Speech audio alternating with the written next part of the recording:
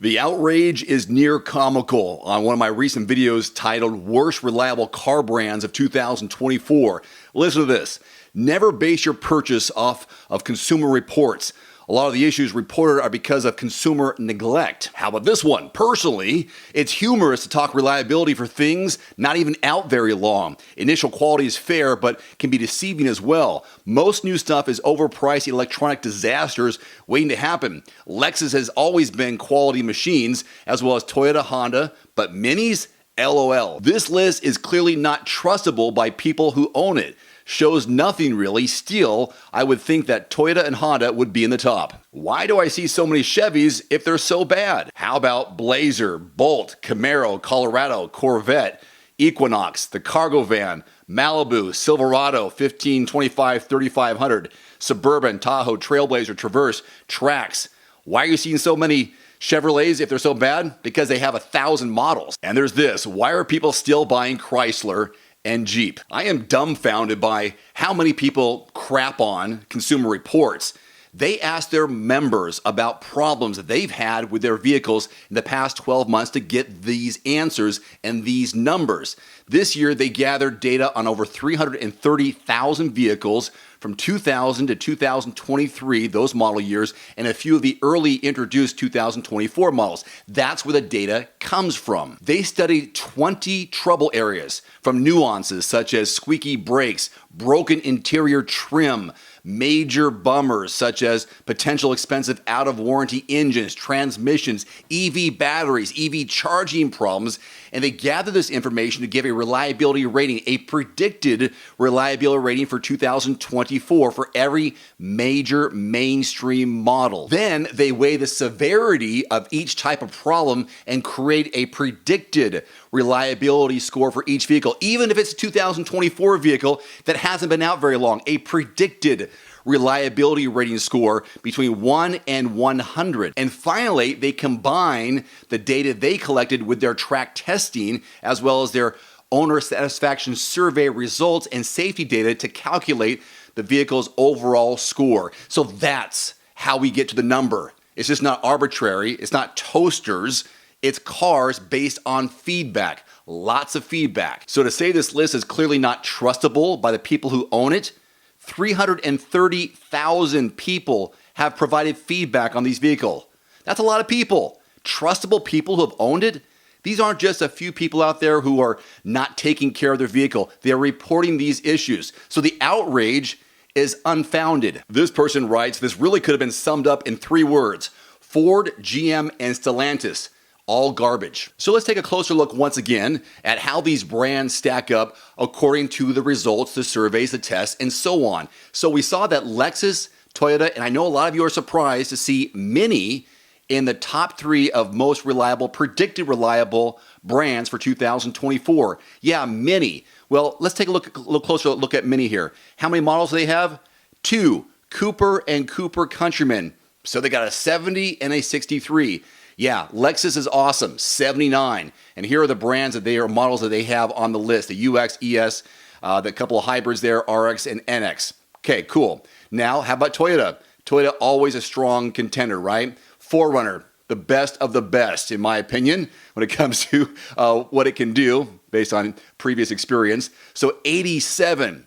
Is anyone really going to argue with that? Oh, these are just people who are maybe maintaining their vehicles. These vehicles last forever. Sure they do, and they can handle anything. So 4Runner did really well. The Camry Hybrid, awesome. Everything in the 80s, RAV4 and the Prime, the Prius, the Camry Hybrid, those are great ones. I'm a little surprised as we roll down the list here to see Tundra, and some of you are as well. Why is Tundra so far on this list way down at 30? I have no idea, but if I click on it, according to what Consumer Reports gives me, I can go a little bit deeper. Let's do that. And while I read over some of the information here, here's some of the footage of my 2023 Tundra that I had just last year. Here's what Consumer Reports writes. The redesigned Tundra has new powertrains, coil springs for the rear suspension, and a generous towing capacity. 2 turbocharged 3.4-liter V6 engines are available, a 389 horsepower standard engine, and a 437 horsepower hybrid. Both are paired with a smooth shifting 10-speed automatic. The standard engine is quite punchy, they write, but fuel economy is 17 miles per gallon overall, which is not stellar.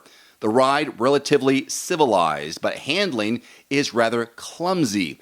The cabin is very roomy and available with a huge 14-inch infotainment touchscreen. Max tow capacity, 12,000 pounds, with a stout payload of 1940. The bed is made of dent and corrosion-resistant composite material.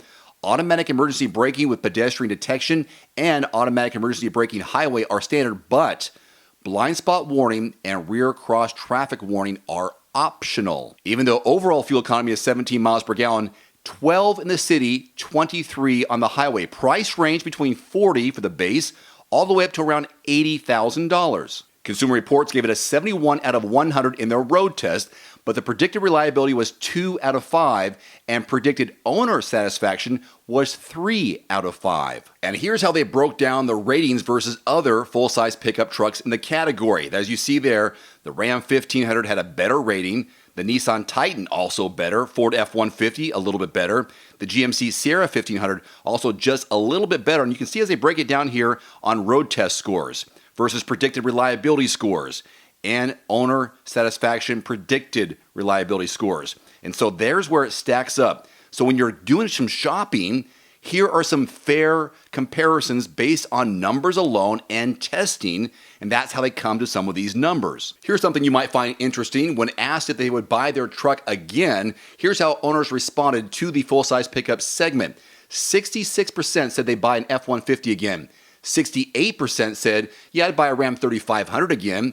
69% said, yes, I'd buy a 2500 and a Toyota Tundra, both the same number. And when it came to the Ram 1500, 71% said they would buy that one again. So of the popularity contest, the Ram 1500 is more popular than the Tundra in terms of would I buy it again. And when it came to predicted owner satisfaction, look at these numbers here. Driver experience includes acceleration and handling. It got an 80 out of 100, talking about the Tundra. Comfort includes the seats, climate controls, noise, and ride. 78 out of 100. These are good numbers. Styling, how it looks inside and out. 78 out of 100. And here is the big one, the big drop. Value. Did you get what you wanted relative to the price that you paid? 28 out of 100. So we're looking at numbers here based on predicted owner satisfaction with the Toyota Tundra for this example right here. And we'll just finish off this rant with the top 5 least reliable, predicted reliable vehicles going into 2024 based on all the information I just told you. So Chrysler, bottom of the barrel, 18. Here are the models that are included. Pacifica, Pacifica Hybrid, not a lot to choose from. Now if we go for the Mercedes-Benz, again, surprising some people here, GLE, GLA, GLB, EQS, and C-Class, 37 or less. A couple of them there in the 20s. Rivian, don't even bother with Rivian. Volkswagen, not very good there with their models, all 34 down to 18. And then Jeep, people complaining about Jeep, Stellantis, not good at all. But people keep on buying them. There's lots of models. They're very popular. Loyal fan base, loyal customer base. So when you think about complaining, what's going on, how can you make these predictions? Hopefully some of this makes sense. If not, please leave your comments below. We'll read them and we'll go from there. Today's video is brought to you by The Cold Plunge. Use discount code DAVE150 at checkout at thecoldplunge.com. Immediately save $150 off your purchase. That's DAVE150 at thecoldplunge.com. There's also a link below this video. One final note, if you are in the market for a new vehicle soon, great. Connect with your local dealership and price and test drive at least 3 different vehicles. A vehicle's strengths and weaknesses can only be discovered when you are behind the wheel. My reviews can be good, but you need to test drive these yourself. Visit quotes.everymandriver.com, select the make, model, and your zip code, and you'll get invoice pricing in your area on those vehicles. Shop smarter with price quotes at quotes.everymandriver.com. Thanks for watching. Please click subscribe and give us a thumbs up. See you next time.